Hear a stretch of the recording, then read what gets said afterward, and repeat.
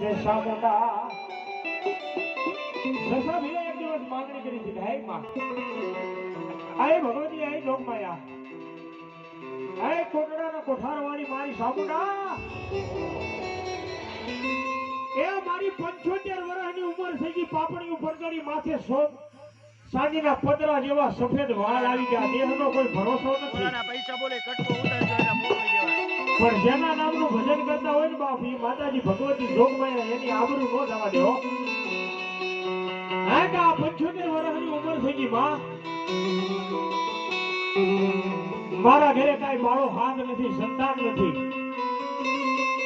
આ ઉમર્યા જાય તો કરી જાય પછી મારે કાંઈ સેવાયું કોણ કરશે